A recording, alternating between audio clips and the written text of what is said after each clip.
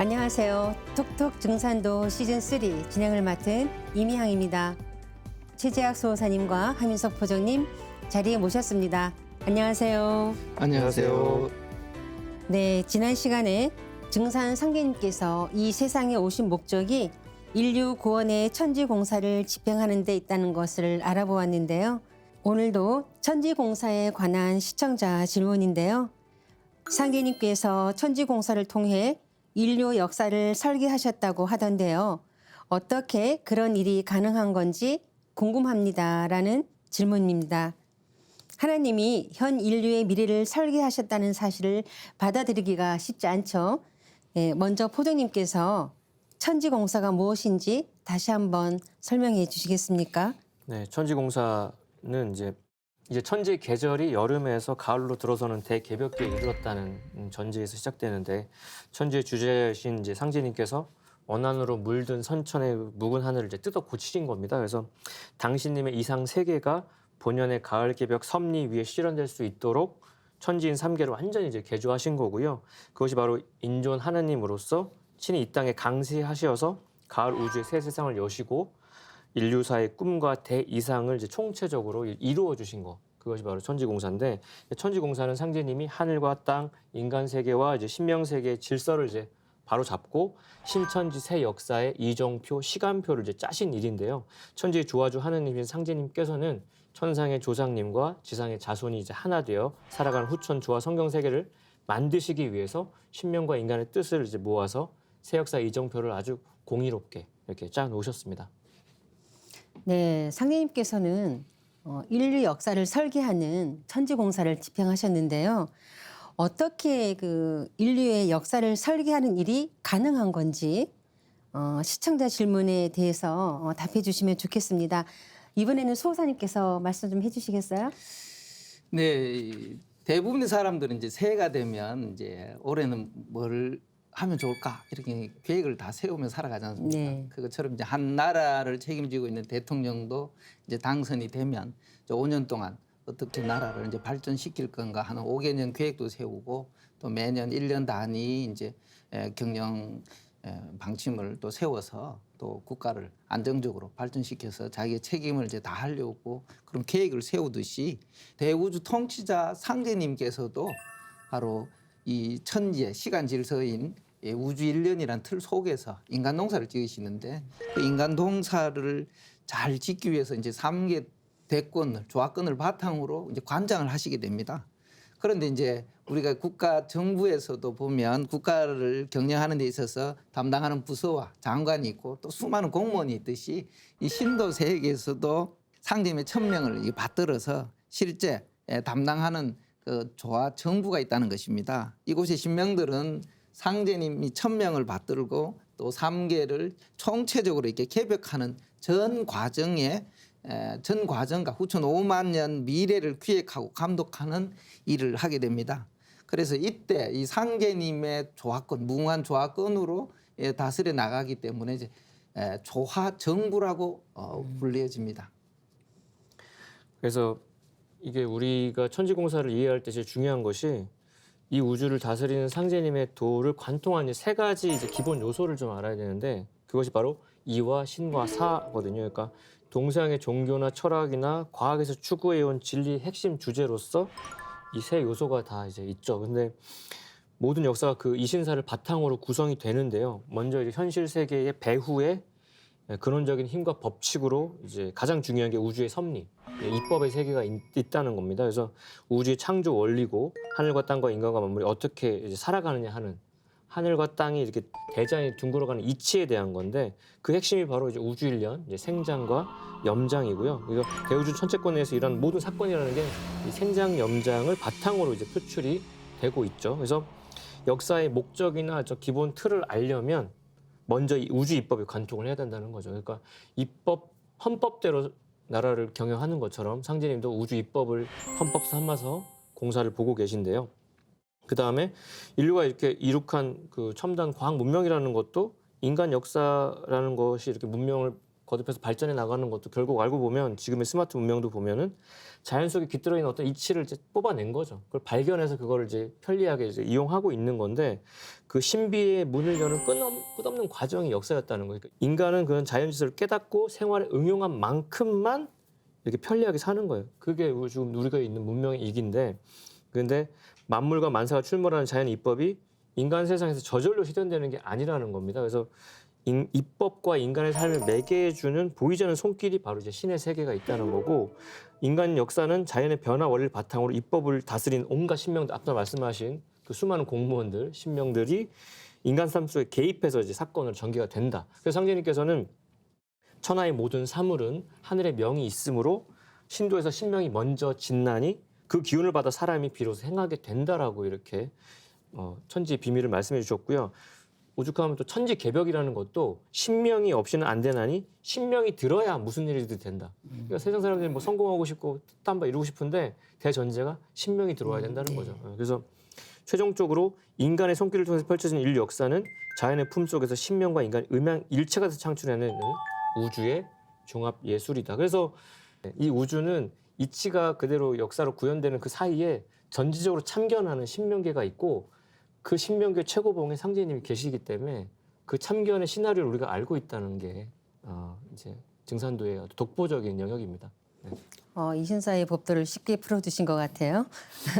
국가의 통치자인 대통령이 국가 발전 계획을 수립하고 국가의 미래를 이끌어 가듯이 우주의 통치자이신 상제님은 이신사의 법도로 인류의 역사를 계획해서 후천 5만 년을 열어간다는 그런 이제 말씀이시군요. 아까 하민석 우리 포장님께서 말씀하셨듯이 우주라는 것이 그냥 뭐 자의적으로 둥글어 가는 게 이치를 바탕으로 둥글어 가고 하나님께서도 이치를 바탕으로 이 인간 농사를 짓게 되는데 그것처럼 우리가 이제 진리를 공부를 하게 되면 우리가 알게 되는 것 중에 하나가 이 들판에 가면 지금 이제 봄을 여름을 이제 들어가는 계절에 맞이하고 있는데 여기서 지금 수많은 풀들이 나오지만 이제 봄에 피는 꽃, 여름에 피는 꽃이 있는데 우린 꽃놀이 다니지만은 그 풀 한 폭이 나무 한 그루도 사실은 목적을 가지고 자라고 꽃을 피운다는 거죠. 우리를 위해서 있는 것이 아니라 그것처럼 이제 지구 일련에서도 이 초목 농사를 짓는 농부 또한 올해는 무슨 작물을 가지고 심어서 어떻게 수확을 가져서 또 우리 자식들을 행복하게 할 것인가 이제 그런 계획을 가지고 하지 않습니까? 그와 똑같이 이 대우주 인간 농사를 짓는 이 상제님께서도 바로 우주 일련 시간 속에서 인간 농사를 계획하신다는 거죠. 계획 없이 이루어지는 일은 없다는 거죠. 그래서 이제 3개 대권을 통해서 다스려 나가시지만 거기에 맞는 그의 때에 맞는 성신들을 또 내려보내서 인간들을 스승의 역할을 하기도 하시고 또한 또 신교로서 아름길을 열어서 문명 발전을 이끌어 주고 계신다는 겁니다. 결국 우리가 계획되지 않는 인류의 이제 삶도 없듯이 이 천지 대우주 통치자 하나님도 우주에 대한 틀 속에서 인간 농사를 짓는 것이 아주 당연한 것이다 이렇게 말씀드리고 싶습니다. 우리 최재학 소사님 말씀에 제가 덧붙여 또 떠오르는 것이 그 우리 상제님의 천지공사 세계는 상제님을 영화 감독이라고 보시면 딱 맞아요. 그러니까 영화를 찍을 때 보면 우리는 그냥 등장 인물만 보지만 배우만 보지만 뭐 기생충이라고 하면은 근데 배우들은 그냥 말하는 것이 아니라 대본이 있습니다. 그렇죠. 그 엄정한 시나리오가 있고 그 시나리오가 입법이죠. 그 감독님이 그걸 또 기본적으로 세팅을 하고 그다음에 그 카메라 이면에 모든 사람들을 챙기는 스태프들이 있지 않습니까? 그렇죠. 조명과 카메라와 뭐 코디네이터와 모든 분장실 팀들처럼 그러니까 역사의 이면에 보이지 않는 무수한 손길들이 신도 세계로 있는 거예요. 그렇게 해서 우리가 하나의 작품을 이렇게 구현을 하는 거고요. 그래서 뭐 상제님의 어떤 천지공사라고 하는 것은 뭐 이신사가 이렇게 종합이 돼서 하나의 완성된 작품으로 나온 게 지금 우리가 겪고 있는 역사고 그 이면에 천지공사가 있다 이렇게 보시면 좋겠습니다. 뭐 이신사의 법들을 우리가 알게 되면 세상에 일어나는 모든 부분에 이렇게 어떤 문제점이라든지 궁금증 같은 것들이 잘 이렇게 풀어질 것 같은 네. 생각이 들어요. 예. 근데 말씀하신 부분에서 그 대통령과 각 부처의 장관들이 국가 경영 계획을 세울 때에는 헌법의 테두리 안에서 예산에 맞게 집행하잖아요. 상계님께서 천지공사를 보실 때에도 집행 방식이나 기준이 있으셨던 건가요? 네, 당연히 있습니다. 이 천지공사를 볼 때 첫 번째 기준 모든 법을 합하여 쓰셨다는 것입니다. 그래서 상제님께서 지난 임진왜란의 정난의 책임을 채풍원이 맡았으면 사흘 일에 지나지 못하고 진묵이 맡았으면 석 달을 넘기지 않고 송구복이 맡았으면 8달 만에 끌렀으리라 하니 이는 선도와 불도와 유도의 법술이 서로 다름을 이름이라. 옛적에는 판이 작고 일이 간단하여 한 가지만 따로 쓸지라도 능히 난국을 바로잡을 수 있었으나 이제는 판이 넓고 일이 복잡함으로 모든 법을 합하여 쓰지 않고는 능히 혼란을 바로잡지 못하느니라 이 말씀하셨습니다. 자, 이 말씀은 선도와 불도와 유도의 법술이 서로 다름을 지적해 주신 말씀인데요. 이제는 모든 법을 합하여 써야 된다 이런 말씀하셨습니다. 이것이 바로 가을 조합 문명의 관항도수입니다. 이 관항도수는 유벌선을 통합하고 그다음에 후천에 성숙한 통일 문명을 여는 것을 말합니다. 네, 상계님 진리를 전하다 보면 사람들이 뭐라 그러냐면 증산도에는 유교도 있고 또 불교적인 면도 있고 또 기독교적인 느낌도 있고 또 미래의 과학과 역철학도 들어있는 것 같다. 이제 이렇게 말씀하시는 분들이 있는데요. 수호사님 말씀이 그에 대한 답이 될 것 같습니다. 상제님 또 이런 말씀을 해주셨어요. 모든 술수는 내가 쓰기 위해 내려보냈느니라 이제 이런 말씀도 해주시고 그다음에 공자 석가 예수는 내가 쓰기 위해 내려보냈느니라 이런 말씀을 해주셨는데요. 다시 말해 이게 선천의 성자들은 모두 상제님의 천명을 받고 지상에 내려온 사명자들이다 이렇게 이제 알 수가 있습니다. 그러나 이제 시대의 한계와 이제 그분들의 깨달음의 이제 한계로 인해서 그분들이 이제 천명을 다 이루지 못했다라는 것이죠. 그래서 이 천상에 계신 이제 상제님께 이제 간절히 탄원함으로써 상제님께서 후천 인존 시대를 열어주시기 위해 직접 인간 세상에 오셔서 유불선의 이상을 실현해 주시게 되는데요. 예를 들면 이 묵은 하늘의 도덕 질서를 개조하시고 완성된 인간의 대표 언어인 대인군자로서 유도의 이상을 실현해 주시고 또 미륵부채로 강세하셔서 천지개벽함으로써 용화낙원의 이상 세계를 지향하는 불도를 완성해 주셨습니다. 그리고 3계를 대권을 주재하시는 하나님으로서 모든 일을 뜻대로 하시어 선도의 극치를 보여주셨습니다. 그래서 증산상제님의 도는 선천 종교인 유불선 기독교의 진수뿐 아니라 과학과 철학을 비롯한 동서 인류 문화를 원시 반본시켜서 통일하는 후천 무국 대도라 말씀드릴 수 있습니다. 그러니까 참 우리가 다 갖고 있어요. 상제님께서도 나의 도는 말씀하신 대로 사불비불이요, 사선비선이요, 사유비윤이라. 그러니까 내 도는 불교 같은데 불교 아니고, 선도 같은데 선도 아니고, 유도 같은데 유도 아니니까 선천의 편견과 어떤 프레임에서는 해석이 안 되는. 하늘을 30cm 자로 재려고 하면 안 되죠. 그런 어떤 기존 틀을 깬 너머에 있는 거니까 상제님께서는 그래서 내가 유불선 기운을 쏙 뽑아서 선에 붙여 놓았느니라 이렇게 말씀하셨고요.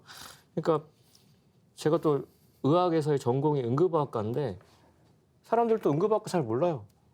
그 무슨 과 뭐 하는 과예요? 내과예요, 외과예요, 뭐 소아과예요, 산부인과예요, 뭐 그러면 교통사고가 났어요. 머리도 피가 나고 출혈도 있고 얼굴도 찢어졌고 그다음에 뭐 갈비뼈도 부러졌고 간도 이렇게 찢어졌고 그러면 모든 과가 다 옵니다. 머리는 신경외과가 보고 얼굴은 성형외과가 보고 가슴은 흉부외과가 보고 간 찢어진 거는 그냥 일반 외과가 봐요. 근데 그 사람들은 그 부위만 보고 종합을 못하고 자기 부위만 보고 그냥 응급실을 떠나는데 그 모든 걸 종합해서 이 환자의 모든 그 파트를 다 교정해서 돌려놓는 걸 응급의학과가 합니다. 그러니까 그걸 연결해서 통합하는 거를 응급의학과에서 하기 때문에 그러니까 주인 정신을 가지고 그 사람들은 그 부위만 보고 가지만 그 환자 전체를 보는 게 응급의학과예요. 그래서 그 생명이 또 간당간당하면 다시 되돌려놓는 역할까지 하는 거니까 상제님 진리가 약간 저는 응급실 같다는 생각도 많이 듭니다. 인류는 이제까지 자기 분야만 이렇게 파고 그게 최고라고 생각했는데 전체를 다 보는 통찰력을 상제님께서 주셨고 그래서 상제님 말씀하신 대로 모든 법을 이제 합하여 쓰지 않으면 안 된다. 그게 상제님 도법에서 모든 법을 포용하는 가을 우주의 무국대도로서의 어떤 위격이라고 보여지고요. 그러니까 천지공사를 명확하게 이해하기 위해서는 상제님 마음과 하나 돼서 그렇게 다 보시는 그런 마음과 하나 돼서 인류의 뿌리 원형 문화인 신교와 유불선 기독교까지 다 통합하고 역철학이나 과학까지도 종합하는 안목이 있어야 비로소 한마디를 할 수 있다 이렇게 말씀드리고 싶습니다. 상대님의 천지공사를 응급의학과 종합으로 말씀하시니까 금방 이해가 쉽게 돼요. 네, 상제님께서 천지공사를 집행하실 때 선천 인류 문화를 모두 합하여 쓰셨다는 걸 알아보았는데요. 또 어떤 방식으로 천지공사를 집행하신 건가요? 네, 질문이 아주 좋습니다. 질문이 좋아야 답도 좋은데, 그러니까 상제님께서 천지공사를 집행하시는 가장 대원칙은 상제님 말씀에 나는 생장염장 사이를 쓰나니 이것이 곧 무의이화다. 그냥 무의로 흘러가는 것 같아도 그 변화 이법 이면에 생장염장이라는 엄정한 법칙이 있다는 말씀이시고요. 그래서 그러면서 그 이법에 입각해서 하늘도 뜯어고치고 땅도 뜯어고쳐서 물 셀 틈 없이 도수를 굳게 짜놓았으니 제 한도에 돌아다니는 대로 새 깃들이 열리니라라고 아주 호언장담을 하셨어요. 아주 건설하시는 분들에서 여쭤보면 물 셀지 않게 짓는 건 불가능한데 하느님은 그렇게 하셨다는 겁니다. 근데 그럴 수 있는 건 생장염장의 이법을 썼다는 거고요. 인류의 운명을 정하는 데 있어서 운명의 운자에도 군대 군자가 있지 않습니까? 군사. 근데 결국 운명은 군대가 움직임하는 것처럼 굉장히 엄정하게 엄격한 명령에 의해서 아주 규칙적으로 탁탁 떨어지는 건데 봄, 여름, 가을, 겨울 생장염장 이법에 입각해서 천지공사가 가게끔 그래야지만이 사사롭지 않고 모두가 인정하는 모두가 긍정하는 수용하는 결과가 나오니까 그래서 생장염장이라는 네 가지 시간 정신에 의해서 돌아가고 변화하는 이법에 입각해서 천지신명과 인간과 무생명을 구원하는 공사를 집행하셨기 때문에 여기에는 1.5난도 없이 모두가 만족할 수 있는 어떤 결론이 나올 수 있다. 그걸 분명히 알아야 됩니다. 천지를 뜯어 고친다고 하신 상제님의 말씀을 분명하게 이해해야 한다고 이제 하셨는데요. 제가 상제님께서 하늘과 땅을 뜯어 고치는 천지공사를 보셨다고 하니까 하늘과 땅을 뜯어 고치는 그런 권능을 가지셨다면 천지개벽이 안 일어나도록 하면 되지 않느냐 이렇게 말씀하시는 분들도 있거든요. 네, 많이 들었던 질문인데 그것도 저도 인간적인 마음에서는 그렇지. 그러나 이거는 천지공사의 의미나 그 천지만물의 이치나 상제님께서 주관하신 선우천의 어떤 개벽의 어떤 메커니즘을 전혀 이해하지 못하는 어떤 질문이고요. 그 상제님께서 밝혀주신 어떤 공사의 규범을 다시 한번 묵상해 볼 필요가 있는데 상제님께서는 이렇게 말씀하셨습니다. 인사는 기회가 있고 천리는 도수가 있나니 그 기회를 지으며 도수를 짜내는 것이 공사의 규범이다. 하여 또 천지에서 위해야 날이 닥치고 시간이 되어야 날이 닥치느니라. 아무리 배가 고파도 풋나락을 못 먹는 법이니라. 아기가 10달을 별로 나오는 것과 같이 때가 되어야 천지개벽이 된다. 그러니까 개벽이라는 것이 문제라고 생각하면 안 일어날수록 좋은데 천지개벽은 이제까지 인류가 이렇게 살아오면서 겪은 모든 문제의 해결책으로서 반드시 해야 되는 거예요. 우리가 한평 살면서 성인병 키우고 한평 살면서 어디 무릎이 닳아가지고 이제 고쳐야 되면 그거 안 하게끔 안 아프게 하면 되는 게 아니라 내가 그렇게 막 살아서 그렇게 생긴 거에 대해서 하나님은 고쳐줄게 이렇게 하시는 거예요. 고쳐주는 솔루션 차원에서의 개벽이고 그게 완성과 결실을 향한 마무리 단계의 변화니까 그거는 과정은 좀 힘들고 지난하더라도 기꺼이 우리가 솔루션을 알고 뚫고 나가면 되는 문제니까요. 그렇게 좀 소화하면 될 것 같고 또 상제님께서 천지개벽도 음양이 사시로 순환하는 이치를 따라서 이루어진다고 하셨으니까 그런 생장염장의 흐름 속에서 반드시 개벽이라는 것도 필연적으로 우리가 관통해서 나가야 된다. 그러니까 근본 이치를 원리를 알지 못하면은 그 상제님의 어떤 진리 핵심을 바르게 이해할 수가 없겠구나라는 생각도 하게 됩니다. 네, 그렇군요. 그리고 또 한 번은 어떻게 말로써 9,5만 년의 역사를 정해놓을 수가 있습니까? 이렇게 질문도 하시고요. 강등산이라는 분의 말씀도 성인의 예언과 같은 것이 아닌가요? 라는 질문도 받은 적이 있는데요. 이럴 땐 어떻게 설명하면 좋을까요? 옛적이나 지금이나 많은 사람들은 그렇게 궁금해하실 것 같고 또 의문스럽다고 생각되어집니다. 그래서 제가 이제 일반 청산도에 궁금해하시는 분들을 만날 때 보면 선생님께서 생각하는 하나님이란 어떤 분이셔야 하나님이라고 우리 인정할 수가 있겠습니까? 이렇게 물어보거든요. 오히려 역질문을 해보면 그 부분이 이제 종교를 가지고 있으면 종교의 어떤 교리의 바탕으로 이제 설명을 하거든요. 그것처럼 괜히 뭐 그냥 무조건 그 사람이 하는 말은 무조건 무시할 것이 아니라는 거거든요. 그래서 결국은 기독교 성경에서도 전지전능이라는 하나님의 이제 표현이 있지 않습니까? 그러면 이제 예수님, 석가님, 공자님, 어떤 성자들 또한 그런 모습을 보여주신 분은 단 한 분도 없었습니다. 결국 우리가 증산 상제님이 하나님이라고 이제 인정할 수밖에 없는 거는 우리 도전 속에서 상제님의 삶을 되짚어 보면 알 수가 있는 거죠. 이제 상제님께서 특히 이제 이렇게 아주 직설적으로 말씀하셨습니다. 나는 예언자가 아니로다. 나의 일은 세상의 운수를 미리 말함이 아니요 오직 천지공사의 도수로 정하여 내가 처음 짓는 일이다. 아까 가르침으로 하지 않는다고 말씀하셨던 것처럼 상제님께서 처음 내놓는 진리라고 말씀을 하셨습니다. 그리고 이제 도전 속에서는 보면 상제님께서 그 여러 성도들 앞에서 바로 말씀으로 조화를 보여주시는 사례들이 너무나 많습니다. 그건 어떤 종교 경전에서 볼 수 없던 그런 조화 기적이죠. 말 그대로 기적을 이렇게 생활로 보여줄 만큼의 많이 들어있는 거죠. 그것뿐 아니라 이제 미래에 일어날 일들에 대한 말씀도 많이 계신데 그 결과가 어떻게 이루어지고 있는지는 그때 당시 이제 성도님들과 그 시대의 많은 군중들의 입을 통해서 정말 이 상제님은 실존하신 인존 하나님이다라는 걸 증언을 받을 수가 있겠습니다. 우리가 잘 알고 있는 백범 김구 선생님의 백범 일지에도 하나님이 행하신 그 기이한 행적이 기록되어 있는 것도 하나의 예라고 볼 수 있겠습니다. 우주의 조화주 하나님이신 증산 상제님의 말씀은 천명이므로 말씀과 천명으로 천지공사를 집행하셨다는 것이군요.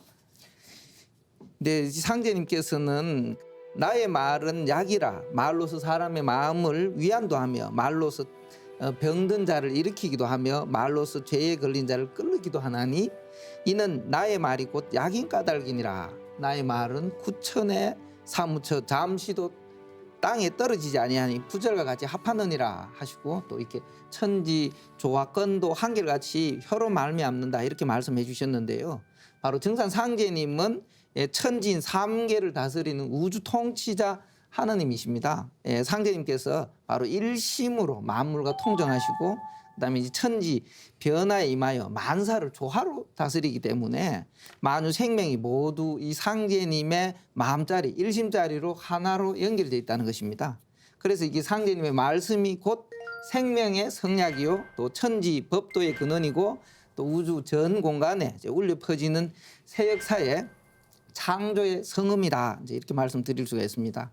이처럼 이렇게 상제님 말씀은 옛 성인의 가르침이나 그런 조화권을 근본적으로 차원이 다른 이 창조의 새 기틀이며 이 천지에 영원히 울려 퍼지는 천지 만물과 생명의 근원이라 이제 말씀드릴 수 있겠습니다. 그러니까 이게 상제님 말씀의 그 위격을 좀 느낄 수 있는 말씀해 주셨는데 저도 처음에 증산도 처음 접할 때 이게 상제님이라고 생각하니까 다 끄덕여지는 거지 만약에 진짜 이 땅에 살다간 수많은 예언자라면 좀 예언에 불과한데?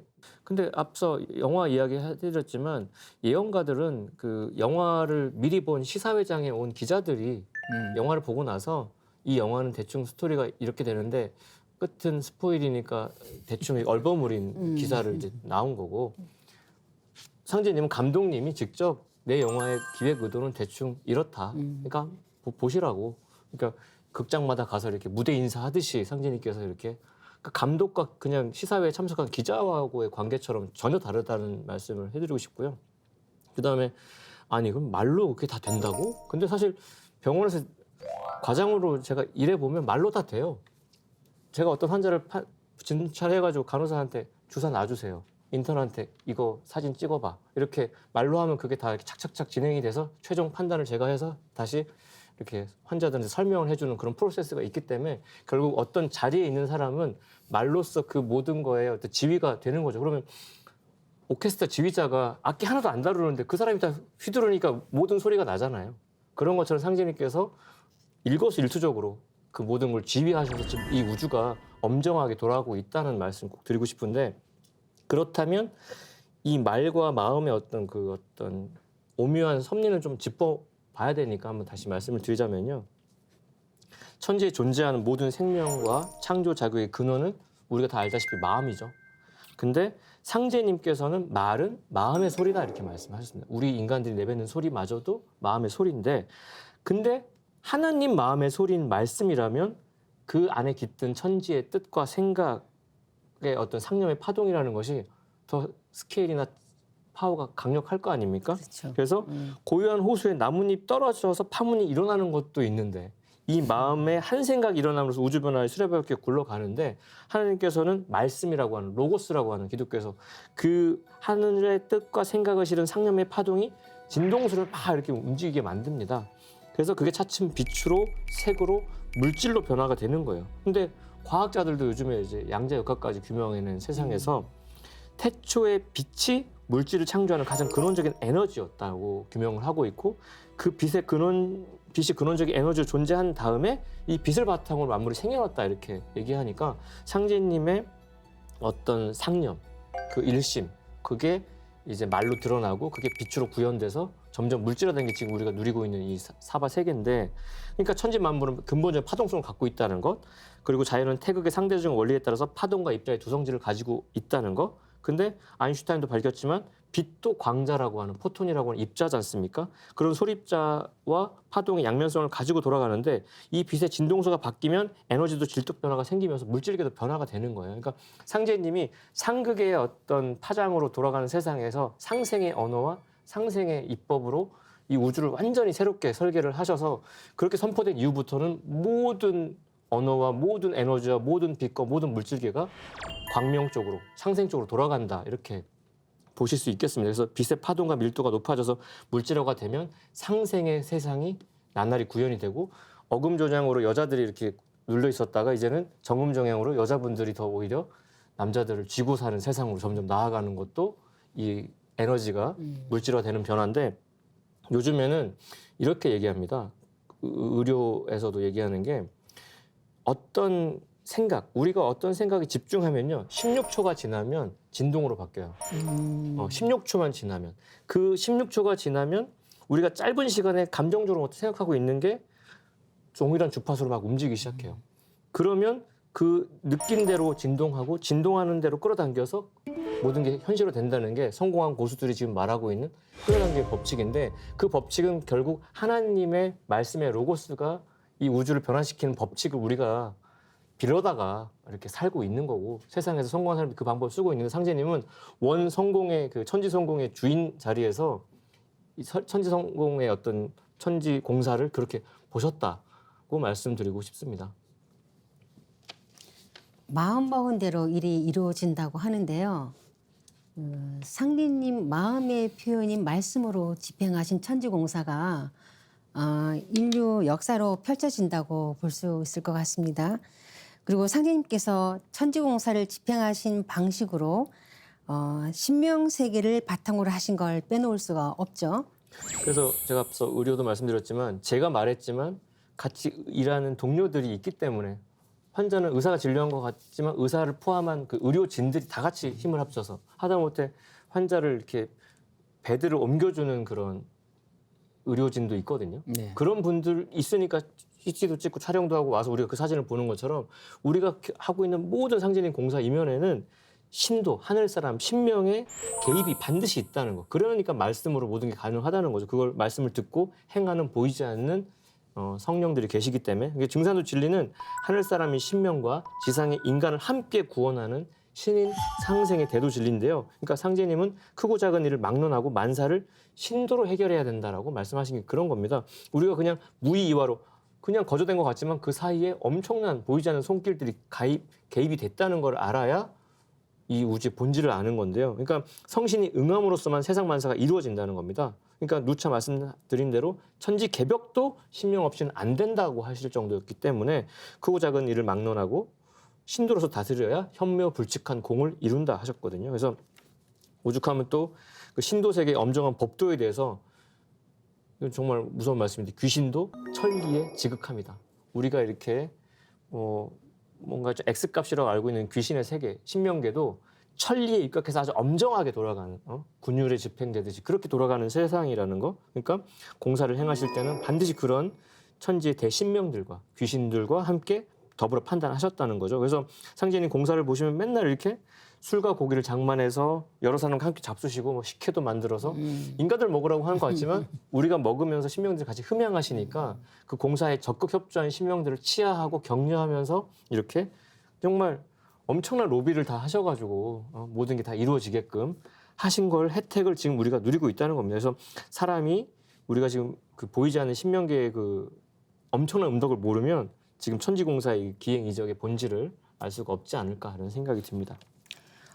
요즘엔 영혼의 존재나 신도 세계를 부정하는 사람들이 참 많은 것 같은데요. 이런 분들에게는 상계님께서 신도 세계, 즉 신명 세계를 바탕으로 천지 공사를 집행하셨다는 게 잘 와닿지 않을 것 같습니다.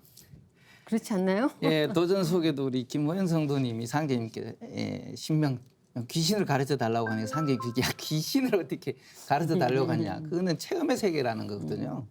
그런데 지금 물질 만능 중심으로 가다 보니까 명상이라든지 영혼의 세계에 대해서 우리가 이제 자꾸 멀어지다 보니까 이런 것들이 이제 잘 안 믿어지고 있지만 사실은 크게 보면 지구촌의 반은 사실은 종교를 가지고 있거든요. 그렇다면 그분들은 이 심령 세계를 믿잖아요.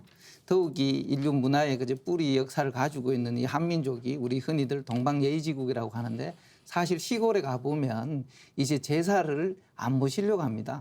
특정 종교인이 아니라도 아야 이제 제사는 내 때까지만 하고 너는 안 해도 돼. 부모님이 자식을 위한다고 제사를 지내지 말라고 하시는 안타까운 모습을 봅니다. 그래서 뭐 가까운 우리 가족들 중에서도 그런 일들이 이제 일어나는데요. 이 상제님의 도전 말씀을 보면 천지간에 가득 찬 것이 신이니 풀잎 하나라도 신이 떠나면 마르고 흙바른 벽이라도 신이 떠나면 무너지고 손톱 밑에 가시 하나 드는 것도 신이 들어서 되느니라. 신이 없는 곳이 없고 신이 하지 않는 일이 없느니라.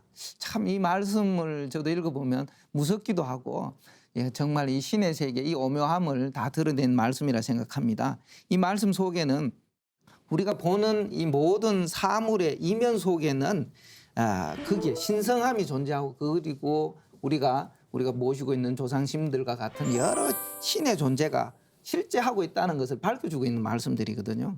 근데 지금의 인류가 이렇게 물질 중심 문화로 가다 보니까 영성 문화를 완전히 잃어버렸습니다. 그렇지만 미래학자들은 어떻게 얘기합니까? 앞으로는 영성 시대가 이룰 것이라고 얘기를 하잖아요. 그래서 이 진리 세계에 우리 정산도 이 상생 방송을 통해서 이게 하는 역할이 이제 더 커지리라고 생각되어지는데 실제 뭐 지금 하고 있는 동방신선학교 같은 프로그램을 따라서 직접 이 신의 세계를 체험해 보시면 좋겠다 하는 생각이 들고요. 지금은 이게 단순히 이제 조상신을 부정하는 게 떠나서 우주의 절대 하나님까지 이제 부정한다는 것이 너무 안타까운 일입니다. 하지만 우리 동방 정신 문화의 고향은 바로 한인 천재, 환웅 천왕, 당군 시절부터 받들어오는 인류 시원 원형 종교인 신교입니다. 이 신교는 한민족의 이 신명 정신이 그대로 깃들어져 있는 생명의 이제 조화바람이다 이렇게 할 수가 있고요. 또한 유불선의 모체다라는 겁니다. 우리 통일신라 시대 때 지존 선생님의 말씀처럼 유불선의 그 뿌리 되는 그것이 신교다 이렇게 말씀하고 계신데요. 이게 또한 이 동서양 문명의 원형 문화라는 것을 이 환단국에서 잘 밝혀주고 있고 우리 도전에서도 상제님께서 직접 말씀해주고 계십니다. 그것처럼 이 도전 속에서는 이 상제님께서 우리 민족의 삶과 심성과 그다음에 풍토 속에서 뿌리 내린 이 풍류 신도의 선류를 병든 하늘과 땅을 치유하고 회원시키는 천지구세 이 장엄하고 성스러운 의식으로 승하해서 풀어 쓰셨다 이렇게 말씀드릴 수가 있습니다. 그래서 도전에 이렇게 보면 정말 하나님께서 정말 샤먼이 되셔가지고 정말 퍼포먼스를 엄청나게 많이 하시는 모습들을 그려보게 되는데, 그러니까 하늘과 땅의 무수히 꽉 차 있는 성신들과 조화를 이루고 일체가 돼야 이제 참다운 삶을 인간이 영위할 수 있다는 걸로 다시 한번 좀 새겨지고요. 그러니까 지금 천지공사의 어떤 구체적인 모습들을 들여다보다 보면은 인류 시원 문명 시대부터 행해진 무속의 그 해원곳, 그 영혼의 어떤 깊은 곳까지 맺혀 있는 응어리, 그 정안의 어떤 원기를 아주 후련하고 시원하게 이렇게 흐트려가지고 강렬한 어떤 선율을 흐트려서 원혼을 달래주는 그런 해원굿의 신비로운 치유 법방을 이제 공사에 쓰셨다는 것을 알 수가 있고요. 그래서 원래 이 우리가 그냥 샤머니즘이라고 미신이라고까지 오히려 치부하는 어떤 그 지금의 신교 문화라고 신교 해원 의식이라는 것이 유불선 기독교의 외래 종교가 유입되기 직전까지 한민족의 어떤 원형의 그냥 생활 문화고 종교도 아니고 그냥 우리가 숨 쉬듯이 그냥 이거는 맞아. 그냥 태어나자마자 자연스럽게 그냥 체득된 그런 문화로 구현이 됐던 건데 천지에 가득 찬 신과 교감하면서 역사를 개척했던 이론적 다신관의 그 신교 문화가 지금은 이제 왜곡되고 말살되고 잊혀져 가지고 이게 뭐 샤머니즘이니 애니미즘이니 하면서 이게 폄하가 됐지만 독일의 어떤 칼바이트라는 학자 같은 경우에도 태고 시절에는 화이트 샤만이라는 불리는 아주 초자연적인 신성을 가진 그 무당, 시원 무당, 대광명의 무가 있어서 천지를 오가면서 광명을 가로막는 일체의 삿된 기운을 제어하고 하늘, 바다, 지하 세계를 아주 자유롭게 오르내리면서 조화의 신성을 이렇게 구현했다. 인류의 큰 스승이었다라고 다시 이렇게 밝힌 바 있는데 그런 문화를 우주 통치자인 삼위상제님께서 모든 조상신과 자연과 만물에게 있던 신까지 교감하고 신도를 체험하는 어떤 신교를 다시 천지공사 무대에 구현해서 그 샤머니즘이 그냥 미신이 아니라는 거를 우리가 오히려 인류 문화가 이제 정말 AI 시대로 정말 첨단을 달릴수록 아 우리는 인간이 할 게 뭐냐 신들하고 이렇게 소통하면서 신선노름밖에 할 게 없잖아요. 나머지 노동이나 이런 것들은 다 기계가 다 하고 우리가 정말 생각하고 말하는 대로 모든 게 뜻대로 이루어지는 그 문화를 옛날 선인들이 했는데 그걸 지금 우리가 다시 천지공사 이후에 지금 21세기에 일상으로 누리고 있지 않나. 그래서 상제님께서는 신교의 신도를 바탕으로 천지공사의 의례와 법수를 집행하셨고요. 신교 문화의 전통을 개성한 소중한 문화 자산인 해원의 의식을 천지공사에 그러니까 하나님의 구원의 결론 핵심은 뭐다? 해원이고 그 해원을 신교의 그 해원 구수로 구현을 하셨다는 말씀을 또 드리고 싶습니다. 만물이 뿌리를 찾아 근본으로 돌아가는 원시반본의 우주의 가을철을 맞아 상제님께서 인류 뿌리 종교인 신교의 해원 굿을 천지공사에 쓰셨다는 말씀이군요. 네, 그래서 증산 상제님께서는 당신이 이 병든 천지의 해원군을 주도하는 천하의 1등 제인이다. 그리고 3개의 원한을 풀어주는 해원신이다. 이렇게 당신을 이제 천명하셨고 또 상제님과 함께 인간으로 오신 우주의 그 어머니 그 수부님은 상제님의 대도를 이어받아서 신명과 인간의 원한을 끌어주는 천하의 1등 무당이다. 이렇게 그 당시에도 천대받던 제인과 무당으로서 당신들을 소개하시면서 그게 신교 문화의 맥을 아주 소중하게 이어온 자산이다 이런 말씀하셨던 건데 그래서 전주동국 해원신 이렇게 쓰신 공사도 있는데요. 그리고 이제 예로부터 쌓여온 원을 풀어 그로부터 생긴 모든 불상사를 소멸하여야 영원한 화평을 이루리로다. 우리가 뭐 세계 평화 노래하는데 그 영원한 화평의 근간에는 원한을 푸는 해원굿이 절대적이라는 말씀이죠. 그래서 인간으로 오신 상제님께서 천지와 우주의 뜻을 이루시는 하나님으로서 해원신이 되셔서 천지공사의 모든 과정을 신교의 신도 의식으로 집행하셨다. 원시 반본의 섭리에 따라서 무속의 해원굿을 아주 창조적으로 승화를 시키신 거죠. 리메이크를 제대로 하셔서 아주 판을 제대로 짜셨다. 그렇게 말씀드릴 수 있겠습니다. 네, 금방 하부님 말씀하신 것처럼 저희들이 이렇게 해원 굿 문화가 사실은 이제 미신이라는 말, 서양의 이제 과학 문화가 들어오고 이제 또 일반 또 종교에서 그런 것들을 이제 아주 터부시하면서 미혹되는 신앙이라는 말이거든요. 미신이라는 게. 네. 그리고 우리의 이 조상님들이 대대로 내려오던 인간의 원과 한 그건 하나님도 직접 당장 해결해 줄 수 없는 것을 그 무속인이 그런 인간이 원을 풀면서 인간 본연의 삶을 살 수 있도록 이끌어주는 참 성스러운 의식이라고 할 수 있는 건데 그것이 너무 안타까운 부분입니다. 네. 그래서 그거를 또 해원 상제님 천지공사가 이제 해원공사니까 사실은 도전 속에서 이제 무당을 이제 잘 받들어야 된다 이제 그런 말씀도 계시듯이 그처럼 인류 문화 속에 원과 한이 맺혀진 모든 신명들, 초목들까지도 상제님께서는 다 회원을 시켜주시고 계신데 이 도전에서 상제님 말씀을 통해서 한번 살펴보겠습니다. 자, 내가 이제 신도를 조화하여 조화 정부를 열고 모든 일을 도의에 맞추어 무궁한 선경의 운수를 정하리니 제 도수에 돌아닿는 대로 새 기틀이 열리리라. 이 말씀은 이 상제님께서 천지공사 도수가 인간 세상에 그대로 이루어지도록 역사를 선도하는 그 존재, 그 근원에 바로 신도 세계에 천지신명이 있다라는 것을 말씀해 주셨습니다. 우리 정산도 이제 진리의 기본 틀이 이 신사인데 이 역사가 펼쳐지는 그 배경에 바로 신도에 보이지 않는 손길에서 이루어진다라는 것을 여기서도 이제 말씀하고 계십니다. 이처럼 인간과 신명이 하나 되어서 협동하고 새 역사를 창조해 나가는 것, 이게 바로 이제 앞에서 언급한 신인 합일의 섭리라고 이제 말씀드릴 수 있습니다. 그리고 이제 상제님께서는 또 부는 귀신의 길이다 이렇게 이제 말씀하시고 천지공사를 보실 때 늘 보면 글을 쓰시고 무령 약도를 써서 불사르셨습니다. 그게 9년 동안 천지공사 보실 때 쌓인 이 종이가 엄청나다고 이제 증언되고 있습니다. 네, 그래서 상제님께서는 내가 신미생이라 통 속에 미를 양이라 하나니 양은 종이를 잘 먹느니라라고 하시면서 아버지 하느님을 부르짖은 예수님의 원을 풀어주기 위해 양띠로 오셨다고 밝혀주셨죠. 그러니까 하나님 진짜 치밀하시죠. 띠로 오시는 것도 어린 양 부르짖는 예수님 그 회원 맥락이고 또 양띠로 오셔서 종이를 잘 먹는다는 어떤 농담 섞인 말씀하시면서 내가 얼마나 경무해. 근데 일일이 종이를 써서 불사르셨다고 말씀하셨는데 그게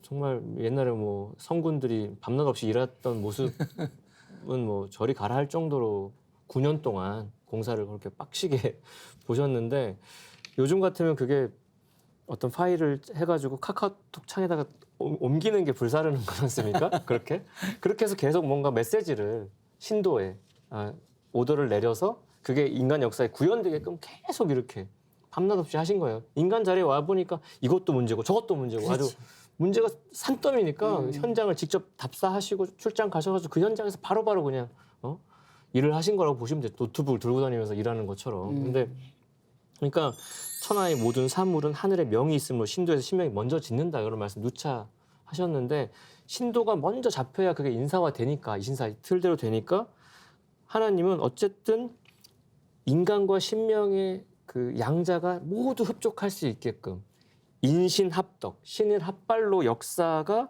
발전할 수 있도록 사람과 인간을 동시에 살리기 위한 어떤 진짜 그 어느 쪽도 이렇게 손실이 없도록 하시기 위해서 정말 중간에서 와 엄청나게 고생하셨다는 느낌이 지금 제가 말씀을 드리면서도 느껴져요. 그러니까 3개의 역사 울루를 새롭게 개벽하시는 상제님께서 항상 천지공사를 행하실 때는 공사에 참여한 천상의 신명들과 지상 사람들의 꿈과 생각을 아주 공정하게 반영을 하셨어요. 그래서 상제님께서 공사 보실 때 추종하시는 성도님들한테 뭐 차경 성도님 같은 경우에도 전날에는 네가 내 말을 따랐거니와 오늘은 내가 네 말을 쫓으리니 묻는 대로 잘 생각하게 대답하라. 그러면서 한 사람이 한 말이 전 인류를 대변하는 그 변호사니까 네 말대로 내가 이 공사를 정말 공정하게 해보겠다.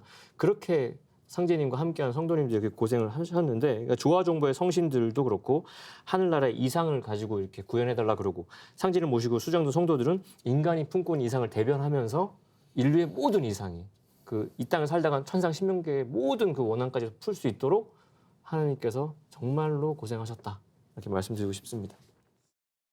네, 뭐 상제님께서 질정하신 천지공사가 역사로 펼쳐지고 있는데요. 그런 의미에서 본다면 성도님들이 천지공사에서 그 참여한 것처럼 전 인류가 천지공사에 참여하고 있다고 할 수 있을 것 같습니다. 네, 그렇죠. 그러니까 우리도 지금 그런 천지공사의 설계대로 지금 이 자리에서 또 이야기를 하고 있고 우리도 지금 이렇게 말하고 있는 게 성신들이 어깨에 손을 올려주지 않으면 우리가 지금 이렇게 얘기도 못할 텐데요. 천지공사라고 하는 것은 이제 상제님께서 인간과 신명에게 하신 공적인 약속, 공약을 천지에서 선포를 하신 겁니다. 한나라의 대통령이 대권을 쥐고 이렇게 하겠다라 선포하신 것처럼 3개 대권을 주신 상제님께서 내가 우주를 이렇게 새롭게 하겠다라고 약속하신 건데 그것은 신일 합일과 신인 상생의 입법으로 실현이 된다. 그래서 상제님의 어떤 법도라는 것이 이제 앞으로 우주 가을의 인존 시대를 맞아서 인간과 신명들이 성신들이 합석해서 척결한 도수 3개의 새 역사 창조와 구원의 법방을 이제 집행하는데 그 주인이 누구다? 이제는 천상이 신명들이 아니라 지상의 인간들이 주인이 돼서 선포하도록 천명을 내주셨다는 거니까 우리의 책임이 지금부터 더 큰 건데 그러니까 상제님께서 늘 이렇게 하신 거죠. 내가 너에게 명하서 천지공사를 대행케 하면 네 말이고 내 말이라고 하신 게 많지 않습니까? 그리고 나는 일동일정을 사소리 못한다. 모든 움직임을 하늘이 다 본받고 따라하는 그런 모습도 많이 보셨고 그러니까 상제님께서 이제 천지 대신문을 여시고 천지공사를 보실 때 행하실 때 인간과 신명 그 누구도 어떤 원망의 불씨가 남지 않도록 지공무사하게 보셨죠. 그래서 한 사람의 소리가 대중의 소리다 할 정도로 그리고 이건 진짜 어려운 것 같아요. 파리 죽은 귀신이라도 원망이 붙으면 천지공사가 아니다. 우리 그냥 거저 죽인 파리 모기마저도 원망이 없도록 하시겠다는 게 와 하나님은 진짜 그래서 하나님이구나 상제님이구나 할 정도로 그러니까 우리는 공사도 중에 성도님들한테 일일이 그렇게 의견을 묻고 우리는 모르는 동물과 곤충들까지도 다 의견을 수렴해서 그걸 모두 역사에 반영하신 상제님의 섬세한 공사의 어떤 정신을 다시 한번 강조하고 싶습니다. 그런데 앞서 그 조화 정부의 성신들은 하늘나라를 대변하고요. 성도들은 인간을 대변한다고 하셨는데요. 그렇다면 조화 정부의 성신들은 어떤 분들인가요? 예, 아까 전에 이제 이 역사를 다녀간 모든 분들이 실제 이제 천상조화 정부에 함께 참여하고 계시다고 말씀도 드렸는데 상제님께서는 선천 개벽으로 이 우주의 봄철에 새 세상이 열리면 문명을 이렇게 개화시키는 그런 인물들을 이 지상에 내려보내신다는 거죠. 그러나 이제 우주의 가을철 추수를 할 때가 되면 상제님께서 직접 이 땅에 내려오셔서 우주의 꿈, 우리 천지 성공 시대를 열어주시기 위해 인간 세상에서 계시지 아니하고 이 땅에 오신다는 것이 이제 기독교에서도 이제 지상 천국, 상제님의 강세, 또 유교든 어떤 종교에도 가르침의 결론은 이 우주의 절대 하나님 이 땅에 오신다는 것을 우리가 살펴보면 알 수가 있는데요. 그것처럼 상제님께서 직접 이 땅에 오셔서 하늘나라와 지상 인간 세계를 동시에 거둘 수 있도록 역사를 하시게 된다는 겁니다. 그래서 이제 상제님께서 내려보내신 역사 속에 실제 다녀간 인물들, 그분들이 남긴 역사 속의 이제 사건들을 함께 이 천지공사의 재료로 이화해서 쓰셨다 말씀하셨습니다. 그래서 이 선천의 이 문화를 가지고 후천 조화 성경을 여는 그 어떤 재료로 선천의 진액을 뽑아 쓰셨다 이런 말씀도 해주셨습니다. 그 대표적인 예로 인류 최후의 심판과 이제 구원의 의통공사를 보실 때 배달 동이족의 위대한 저 성인이신 염제 신농시의 의학법을 이 천지공사에 쓰셨고 배달 동방문화의 경전으로 우주의 변화 원리를 밝힌 이 태오복희 씨의 주역을 후천 가을의 법도를 짜시는 공사 천지공사의 새 역사 창조의 이 원동력으로 쓰셨다라고 말씀드릴 수 있습니다. 네, 지금까지 상제님께서 인류 구원의 천지공사를 집행하신 방식에 대해서 알아보았는데요. 그럼 마무리 말씀 부탁드립니다. 네, 증산 이 상제님의 진리는요, 증산 상제님의 도호에 다 들어있다고도 말씀드릴 수가 있는데요. 정이란 이 시루정자라고 하는데 이 정이라는 그 말 속에 바로 미성숙한 이 선천 문화를 찌고 익혀서 완성한다는 의미가 들어 있습니다. 우리가 잘 알고 있는 주장춘 비결에서도 보면 도출어오라는 말이 있는데 그대로 그 말씀 그대로 상제님께서 성숙한 후천의 오도 진리, 이 성숙한 진리를 열어주신다라는 것을 알 수가 있겠습니다. 그래서 상제님께서 우주 일년 인간 농사에서 가을철 결실을 하시기 위해 우주의 일년 봄 농사에서 씨 뿌리신 것들을 선천 시대의 어떤 종교, 과학, 철학 등 동서문화를 통일해서 신무 세상을 열어나가는데 원시반본에서 하나로 통일하는 문화를 열어주신다고 하셨습니다. 그래서 다시 말하면 이제 증산도 진리의 표대인 이 천지공사, 오늘 배웠던 이 천지공사에는 바로 선천 문화의 정수가 녹아 있는 후천의 선도로 이 재창조되고 앞으로 또 지상의 유불선의 열매인 무국대도의 조화선 문명 시대가 펼쳐진다 이렇게 말씀드리겠습니다. 굉장히 희망찬 비전인데 네. 하늘 아버지 상제님께서는 온 인류를 새롭게 하는 천지 세트를 이렇게 짜셨어요. 그거는 이제 9년 걸렸습니다. 9년 천지 공사를 집행하셨다고 하고, 근데 땅 어머니 수부님은 곤짜리 땅에 계시니까 내가 너희 아버지보다 한도수가 더 있느니라. 어머니는 더 고생하셨다는 얘기죠. 그래서 10년 천지 공사를 정말 일제 강점기에 보셨는데요. 그러니까 상제님과 태모 고수부님께서는 인간과 우주 만물을 원래의 순수한 마음으로 돌아가게 하는 평화의 이념, 그게 해원입니다. 해원을 바탕으로 천지공사를 집행하셔서 인간과 만유 생명을 죽음에 이르게 하는 그 병인 원과 한을 모두 풀어주시고 이제 상생의 삶을 살 수 있도록 하셨는데, 그 과정에서 상제님과 태모님의 여정이라는 것이 모든 병을 대신 앓으시고, 그랬던 성자가 어디 있어요? 그다음에 수십 일씩 굶주리시고, 혹독한 추위와 더위에 괴로워하시면서 인류의 죄업과 묵은 하늘의 악한 기운을 말끔히 대속하서 그러면서 해소를 해주셨거든요. 그러니까 상제님과 태모님의 천지공사라고 하는 거는 진짜 하느님 아버지와 하느님 어머니, 아버지 하느님과 어머니 하느님의 거룩하신 희생과 사랑과 봉사의 은혜로 이루어졌다. 이건 굉장한 은총이다. 그러니까 그 은총일 수밖에 없어요. 이게 우리가 뭐라고? 근데 그렇게 베풀어진 은혜는 인류로 하여금 우리 자신을 한없이 개혁하고 개벽해서 서로 사랑하고 잘 되는 상생의 마음으로 세상을 구원하라는 숭고한 어떤 의미를 담고 있다. 우리한테 던져주시는 천명이시죠. 그래서 가을 신천지를 위한 구원 사업에 우리 자신을 아낌없이 바쳐서 봉사할 수 있도록 뜨거운 사랑의 등불을 밝혀주신 것이다 라고 말씀드리고 싶고요. 아버지 하나님과 어머니 하나님의 철저한 희생과 개벽 정신으로 집행된 천지공사는 결국 그 대속과 희생의 거룩한 성업이었다. 그래서 이런 천지공사의 주역이 누굽니까? 우리 상제님 일꾼들은 새 생명을 받은 이 크나큰 은혜에 보답하는 보온의 삶을 적극 기꺼이 기쁘게 실천해야 되겠다라고 다짐해 보게 됩니다.